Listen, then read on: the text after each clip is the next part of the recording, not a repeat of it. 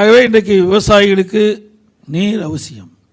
உடம்புக்கு உயிர் எப்படியோ அதுபோல் விவசாயத்துக்கு நீர் உயிராக இருக்கின்றது. அந்த நீரை சேமிப்பது, பகிர்ந்து கொடுப்பது என்ற அடிப்படையிலே நான் முதலமைச்சர் இருந்த காலகட்டத்தில் மாண்புமிகு அம்மா இருக்கின்ற பொழுதே எனக்கு பொதுப்பணித்துறையை ஒதுக்கீடு செஞ்சார்கள்.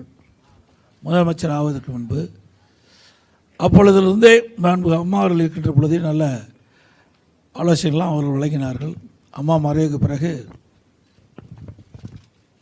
இந்த நீரை பாதுகாக்கின்ற ஒரு விதமாக நீர் மேலாண்மை என்ற ஒரு அமைப்பை ஏற்படுத்தி இதற்கென்று ஓய்வு பெற்ற தலைமை பொறியாளர்கள், ஓய்வு பெற்ற கண்காணிப்பு பொறியாளர்களை நியமித்து தமிழ்நாடு முழுவதும் அவர்களை சுற்றுப்பயணம் செய்து எந்தெந்த நதியில் இருக்கின்ற நீர் வீணாக போய் கடலிலே கலக்கின்றோ அதையெல்லாம் கணக்கிட்டு அந்தந்த இடத்திலே தடுப்பணைகள் கட்டுகின்ற சூழ்நிலையை ஏற்படுத்துகின்ற விதமாக நாங்கள் கணக்கிட்டோம்.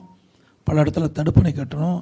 இங்கே கூட லிஃப்டிகேஷன் நீர் ஏற்றின் மூலமாக பல்வேறு இடங்களில் இருக்கின்ற ஏரிகள்லாம் நிரப்புவதற்கும் கண்மாயில் நிரப்புவதற்கும் உண்டான திட்டங்கள்லாம் வகுத்தோம், செயல்படுத்தியும் காட்டினோம். அதேபோல் தாமிரபரணி ஆற்றின் குறுக்கே தடுப்பணை கட்டணும். இன்னும் பல தடுப்பணை கட்டுவதற்கு நாங்கள் எங்களுடைய இந்த ஓய்வு பெற்ற பொறியாளர்கள் ஆங்காங்கே அவர்கள் எந்தெந்த இடத்துல தடுப்பணை கட்ட முடியுமோ அந்த இடத்தையெல்லாம் ஆய்வு செய்து அதையெல்லாம் அரசுடைய கவனத்தை கொண்டு வந்தாங்க.